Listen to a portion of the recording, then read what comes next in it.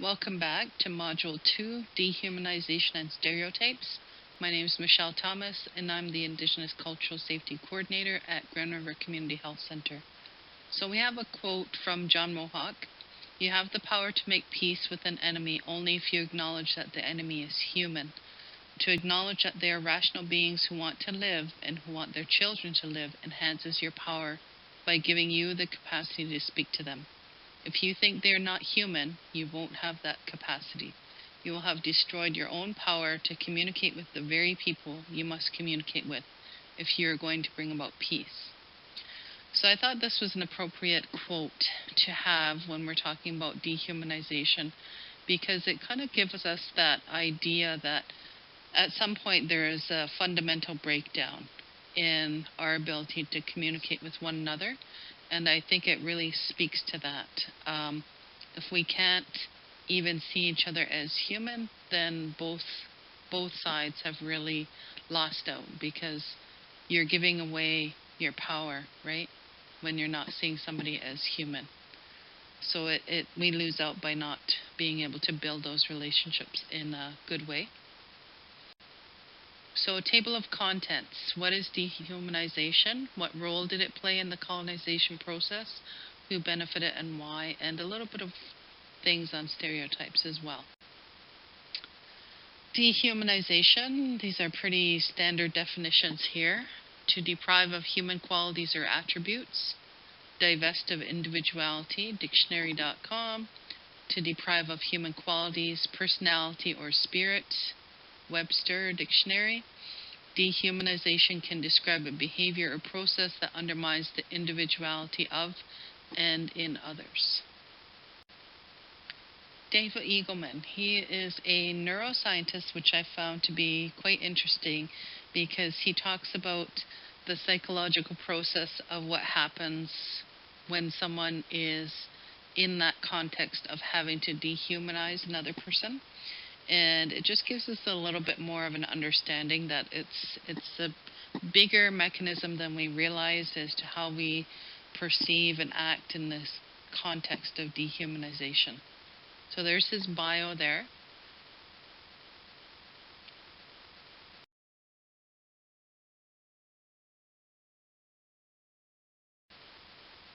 What happened in these situations with the Germans in Nazi Germany, or the Turks in Armenia, or the Japanese in Afghanistan, or the Hutu in Rwanda? The question is, people can point to political issues, economic issues, but what it really requires things like that to happen is major changes in behavior of individuals changing their decision making so they're capable of doing something that they would not be able to under other circumstances. So it gets very interesting how in a cultural context you can get a few people behaving a certain way, and then you hit a tipping point and everybody starts behaving that way. So that's anyway, so I started researching very deeply all of those historical incidents and what happens and what's going on in the brain that essentially allows you to short circuit parts of your brain involved in emotional navigation of your decisions. So in a normal circumstance, you wouldn't hurt somebody because once these areas light up, they're involved in emotion and stimulation, what it's like to beat the other people, and so on. But it turns out that if you can really structure a movement out through, then your brain stops caring about that. It does not feed them that way. It doesn't activate these particular areas of the brain. And you can treat them just like you would an object. If we can really understand from the brain point of view how that happens, how does this click off, and so on, then we can figure out how to structure things on a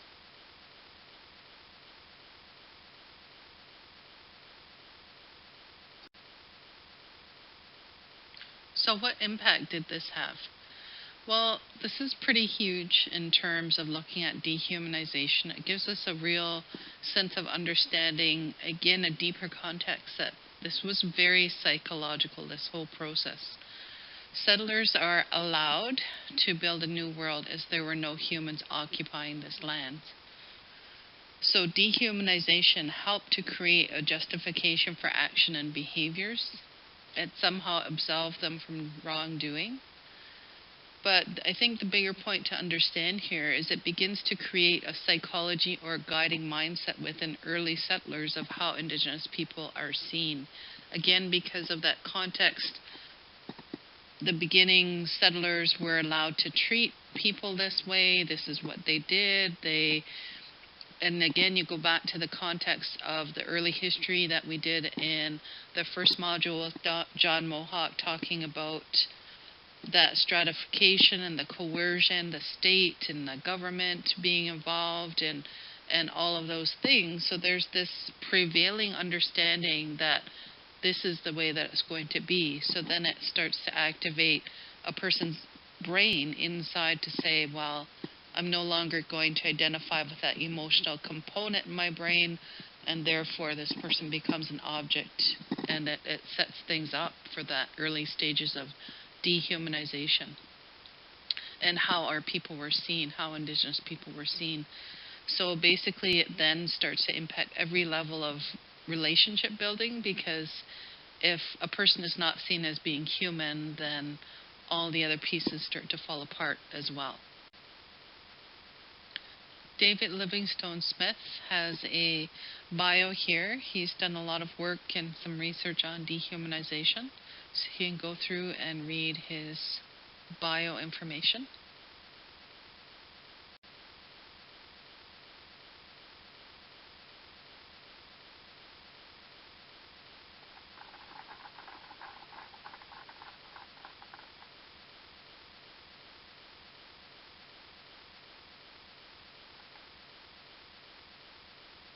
The theme is inspiration. And when we think of inspiration, it's wonderful. We think of inspirational leaders who inspire their followers to great. It sounds like all people's life.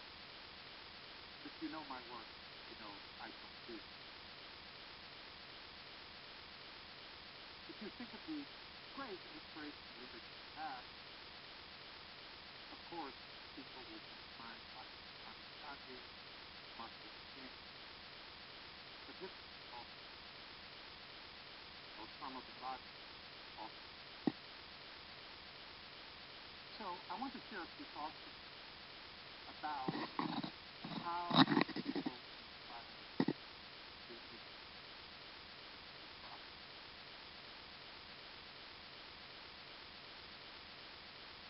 Harming others is not in the movies. It's easy to confront someone with a bullet. But in real life, it's not. It's extraordinarily difficult to look into another individual's eyes, or to plunge a blade into a soft skin. And so, those who want us to harm, those who want us to go to war, or to do genocide, or to involve ourselves in any of the other atrocities that have scarred history of humanity, have to find some way of overcoming those individuals, have to find some way of disabling whatever it is that causes people to hold back, to recognize humanity in others. Now, there are many ways that this is done. I can speak about this for a very long time. However, tonight, I just want to talk about one mechanism, one way that we bring ourselves and others bring us to committing acts of terrible atrocity. And when we're not committing them, to sit indifferently while they're unfolding elsewhere in the world as they are actually.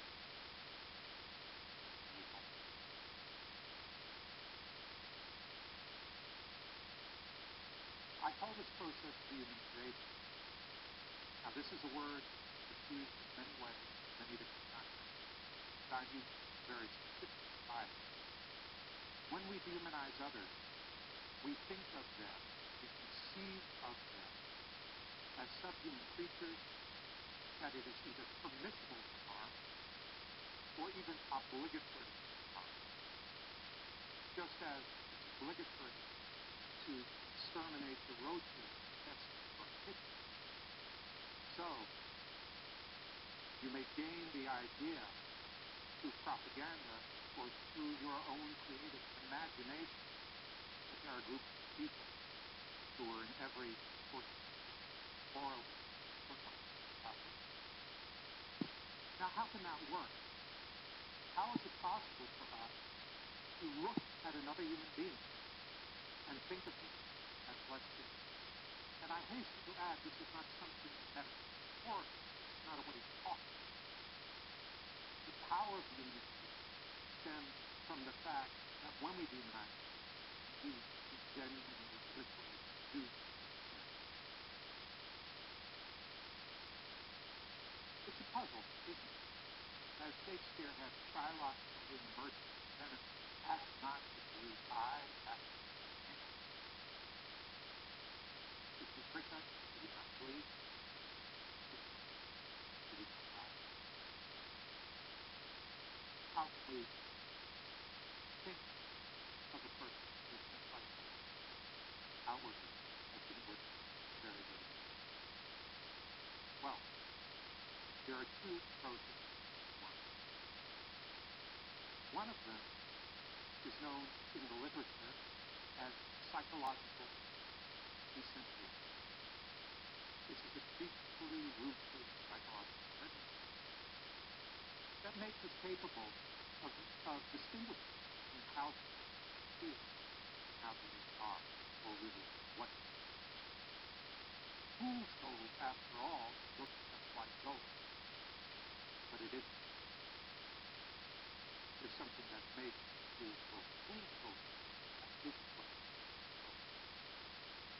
And this is what we describe as the essence of the thing, the essence of humanity. Now, outside of chemistry, in fact, essentialism is almost always false. It's false in biology, it's false in human population. Neither species nor social groups have essence, but it is an almost irresistible whim.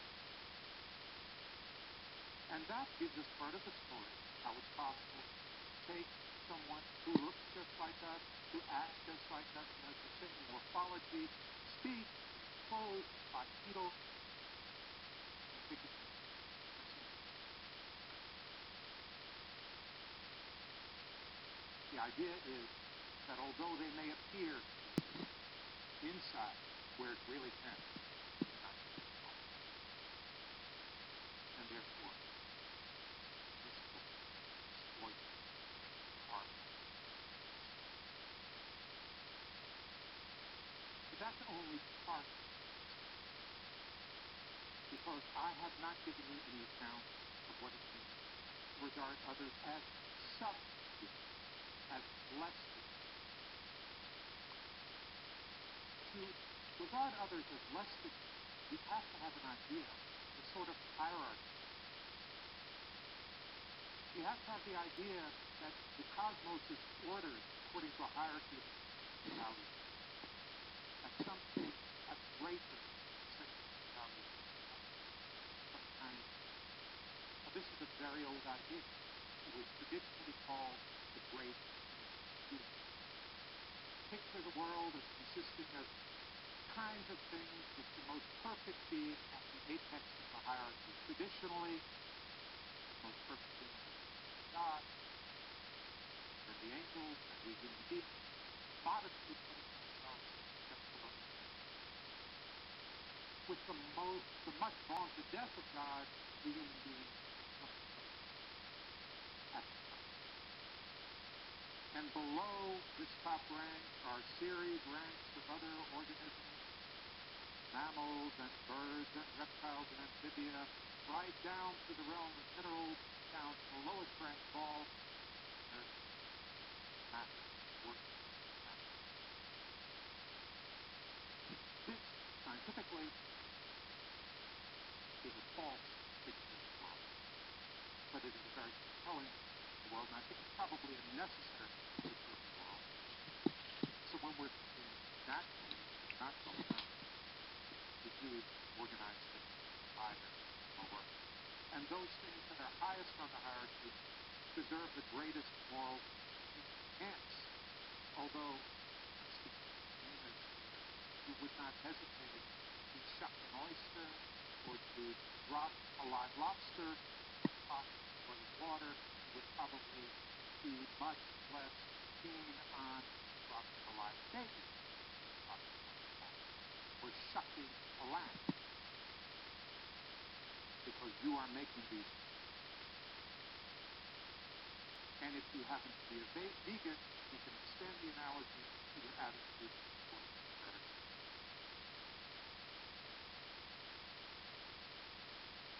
So with this notion of a hierarchy, now this gives us a fuller notion of how the humanization works. When we humanize others, we do not merely measure inwardly in our say human as our kind. Go on along that line. But we think of them as less than us, as lower on the cosmic hierarchy. And that permits us to perform acts on them that would otherwise not only be morally insignificant, but probably psychologically impossible.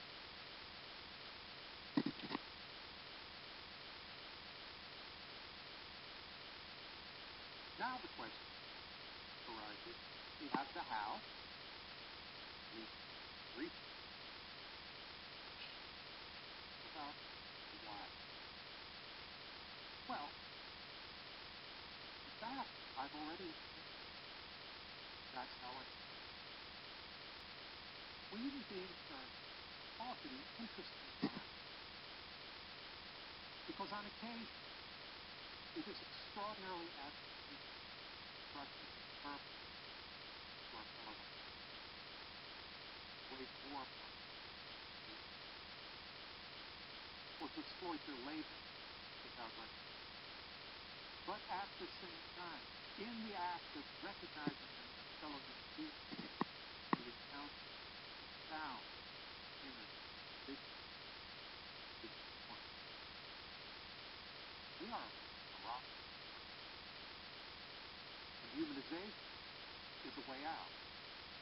In a way, it's more a solution than a problem. That is, through dehumanizing others, we are able to disable those very which would keep us.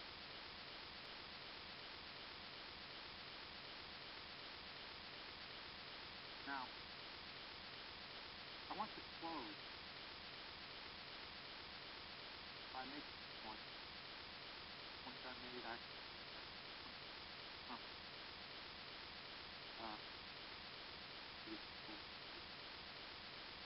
this is obviously something really, really important. If we really do care about humanity, we treat humanization with the same seriousness.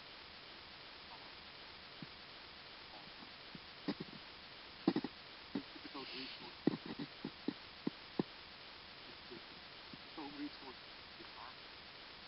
But the fact is, to the best of my knowledge, and I know quite a bit about it, there is nowhere in the world where there is a center, where there is a department, where there is a government agency, where there is an NGO specifically devoted to that.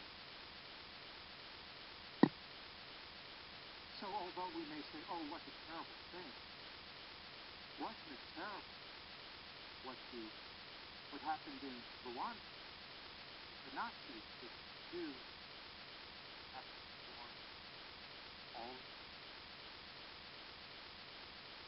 if they listen. If you want to be less pity than that, you don't want to be more heroic. You don't want to be more. You don't want to be more powerful. It's time.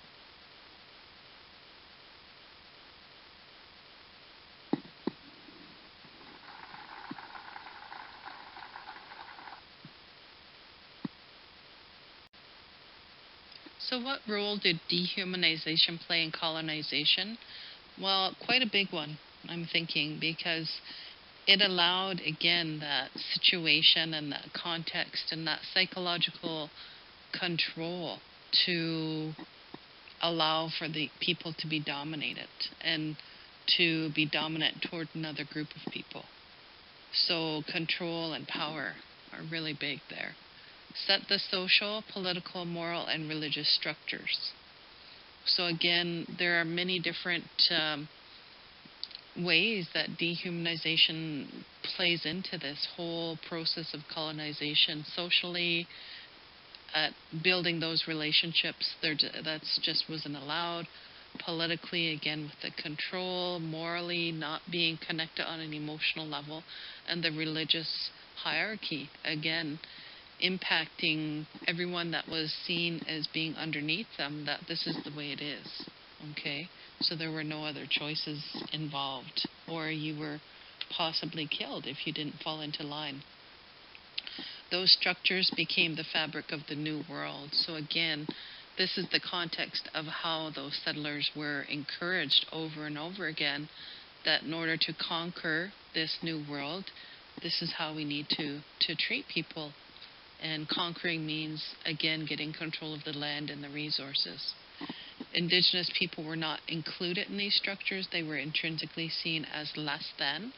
Again, how can someone be included in any type of structure if they're not even seen as human? They're just completely, totally wiped out as in terms of not having a voice whatsoever in any of those structures. So again, it's all about control. Indoctrination of this belief to other settlers. So again, we have people that are coming over to this new world to seek other opportunities. Maybe they themselves have been living in persecution and they're coming here to this new land, this new world, and suddenly they're being indoctrinated with this huge psychology that, okay, now we're seeing these people as subhuman, and again, those emotional parts of the brain don't light up any longer. That allows us to have those connections, to see one another as human. So it's that very much indoctrinating behavior that allows that to continue.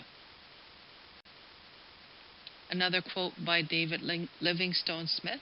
He's done quite a bit of research in this field. So if you're at all interested, I would Google him and look up some of his research, or he's done a few TED Talks as well. So dehumanization isn't a way of talking, it's a way of thinking. A way of thinking that sadly comes all too easily to us.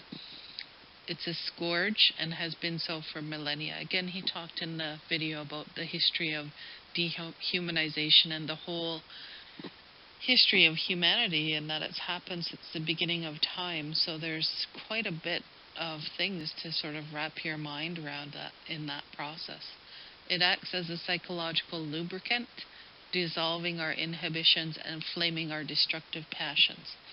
As such, it empowers us to perform acts that would, under any other circumstances, be unthinkable. And something that this reminds me of as well is if you're looking at various professions, like I'm thinking of paramedics, ambulance, first responders, that type of profession, doctors, maybe police. I believe it's a similar situation as well for people that have PTSD, that they have that same sense of an impact as well, because they no longer have that sense of an emotional connection to the type of trauma that they're witnessing on a daily, right? And that, I believe, is a similar vein of thought. I'm not 100% sure on that, but it makes me feel that there's a connection to that as well for PTSD. Who benefited and why? So who benefited from dehumanization? Well, the settler state. Because again, it's about the control of land, rich and full of resources. Everything is new and everything is up for grabs. There's basically no holds barred in this new land.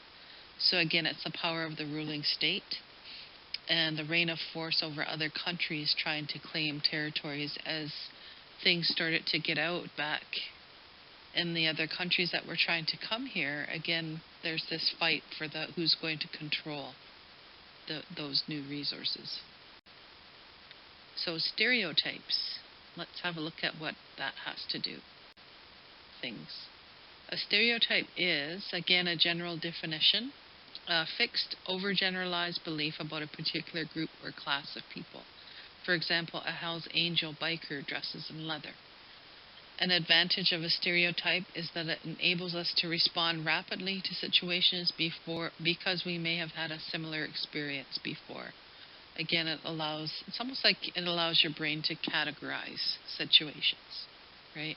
So that you have some sense of context. But the disadvantage for that is pretty big. It makes us ignore differences between individuals. So you no longer see the individual, you just see someone based on experiences that you've had before with another person that matches that. So therefore we think about things about people that might not be true. We make those generalizations about people. So, and this is taken from simply psychology. So that's sort of where you get into that dangerous territory. How did we get here? How did we get to this place of stereotypes in today's society? Well, I'm always trying to give you the context based on what we've already learned. So going back to the doctrine of discovery from Module 1, that whole thing of no one is on this land, so it gives us the right to conquer and take control over these resources. And part of that, natural evolution of that, again, that comes right from the Pope and the papal bulls. Part of that process is that it then led to dehumanization. No longer are you seeing people that are barriers, obstacles. You're seeing them as less than, subhuman. So you no longer have a connection to anyone other than yourself and people that look and act and behave the same way that you do. And with enough time, if that dehumanization is allowed to continue to occur, what can then happen is you run the risk of having those stereotypes. Again, because it's perpetuated wherever you go. And if you have a dominant society who's continuing to dehumanize, then eventually that dominant society is only going to see the stereotypes. A good example of stereotypes and dehumanization happening in 2018 is the Washington Redskins. How they created that caricature of that logo and the people that, I can't remember the name of the team, but I think it's maybe the Atlanta Braves, where they go and they sit in the crowds and they do the tomahawk chop. All of those sports mascots and symbols that teams have adapted. That's dehumanization, right there. And that process of dehumanization then allows them to have that false belief and understanding of stereotypes and attribute that to all Indigenous people. So that's an example of how did we get here.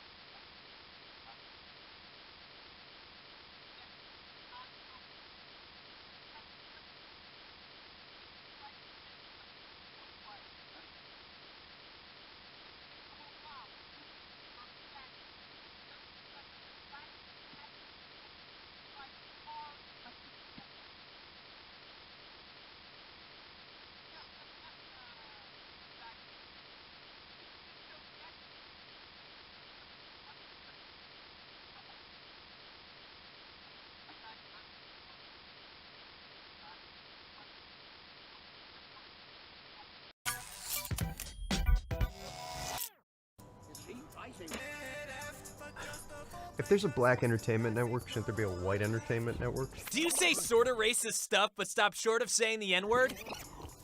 Enjoy the refreshing taste of diet racism. The same sweet ignorance of regular racism, but with none of the guilt or self-awareness. You know I'm not racist, but I would never date an Asian guy. Ugh. Diet racism. Because you're afraid of blacks and Latinos, but you'd never say that out loud. It's the perfect beverage for people who don't directly contribute to oppression, but have strong opinions about how other cultures should handle it. Stopping fresh shouldn't be a problem if you got nothing to hide. For that busy, on-the-go professional who doesn't have the strength to admit he's been given at least a slight advantage by being born white. The Irish were persecuted too, you know. For the stay-at-home mom who hates affirmative action because she doesn't remember that black kids had to be escorted to school by the army. My kids would have a way easier time getting into college if they were minorities. Diet racism, because you just don't get it. The official beverage of the Washington Redskins. Hey guys, I'm Murph from College Humor. Click here to subscribe, here to watch more videos, or anywhere else you damn well please, okay? Don't let the government tell you where you can and cannot click. I've got some literature on the subject. So that's a funny video. I like to show that video to my students that I taught last year who were taking a second level Indigenous Studies course, just to give them, you know, that sense of sarcasm and satire, and then we get into some discussion around that. So what can we do? How can we help to create allyship and to pull ourselves away from those generalizations and from those stereotypes and dehumanizing behavior? Well, the first thing I would like to say is being aware, being mindful and being conscious of, you know, doing those check-ins and being aware of your thoughts, your actions, and your behaviors, how you word things. So that's one of the first things. But I would also say that it's really important to offer genuine compassion and caring, particularly if you are dealing with a lot of Indigenous people as clients. That's first and foremost. Well, for anyone really, we always want to offer that genuine compassion. Ask questions directly, seeking clarity from the source. So if there's something that you're not sure about, or you want to know more about a certain particular issue and you don't have the understanding that you would like to, ask, you know, an Indigenous person as opposed to making any assumptions. You know, seeking clarity is always the best way to go, and particularly if you have a chance to do it one-on-one. So learn how to hold space in love and support for others without expectation. This can mean many things, especially in a professional or work context. It can mean a lot of different things. Again, being mindful. If you're given the opportunity, like today, you know, to have some training or educational seminars, cultural safety training, take it, right? Because it's only adding to your knowledge and helping you to understand things in a different way. It's giving you more context. Researching as well. That's why I put the videos in here that I did, and I put the bio, the information on there through all the videos as well, so that you have that and you're able to, you know, do a little bit more research on your own. If there's something that particularly interests you, you know, look it up and go from there. But again, you want to sort of make yourself mindful of the I guess the context of that research, because Google can give us information on a lot of things, but is it always right? Is it always accurate? You know, so again, taking that research and that information that you get and going and talk to somebody that is Indigenous one-to-one and saying, you know what, I found this video and I'm trying to learn more about this, and is this something that's appropriate? Is this respectful? You know, what's your take on this? And I just really value your opinion because this is your experience, right? And putting those things out there for that person to have that valid voice is really important. Again, watching documentaries, having that active listening engagement, supporting social or political advocacy. I know there is a water walk that's coming up in Hamilton, I believe, in a few weeks, sometime this month in August, where they're going to walk around the Hamilton Harbor and do ceremony and offer prayers for our state of affairs of our water, which is in dire need of that right now. So again, those types of things are social advocacy, right? Political advocacy, where you're looking at what is the government doing or not doing in terms of engaging Indigenous people. There are so many different levels of that, and you can decide what you want to be involved with, or how you can support as an ally, or how you can educate yourself as well, so that you're getting both sides to the story, and you have that understanding. So the point of this discussion here is that you decide what works best for you. Find your way, find your own path of what am I going to do? How am I going to seek that clarity and understanding, so that I can be mindful of how I'm treating Indigenous folks and have that sense of awareness. Because it can't go anywhere, change can't go anywhere unless it starts with yourself, right? And unless you're willing and open to do that self-reflection, I think that's a really important piece. So that's it for Module 2. Thank you. So Nyawen for listening. This is a little bit about me as well, my contact information. I'm at mthomas@grchc.ca. We are over on Colburn Street, and that's my phone number there if you need to contact me for anything. The services available that I provide are cultural safety training such as this, and with that, I really work to tailor to meet the needs of your organization, whether it's training within your staff, volunteers, management, or board. We can work together to develop something that's going to best suit you. I offer support to individuals pertaining to Indigenous issues, such as anyone that has a particular case that they are working on where they are trying to support an Indigenous person and they really need that guidance and that connection to, maybe they need some support people, some more additional resources, some knowledge keepers that can really help to gain support and advocacy for their client. Or if you are an Indigenous person, maybe living in Brantford, new to Brantford, just arriving here from another community, and you really need to have that connection to, our local Indigenous community, being Six Nations or New Credit, I can help to connect you with some individuals to support you as well. Another aspect of what I do is education. We will be hosting 3 conferences in the upcoming calendar year. We have one set for October 25th. That's going to be Truth and Reconciliation Commission and youth engagement. So we're going to be looking at some of those recommendations and getting youth involved, really just engaging them to think about some of those aspects of the TRC. January 31st, we're going to be doing a conference on colonization. In March, I'm working with a partner on this one. I'm working with Laurier, so we don't have the date set yet for that one, but it'll be intergenerational impacts and beyond.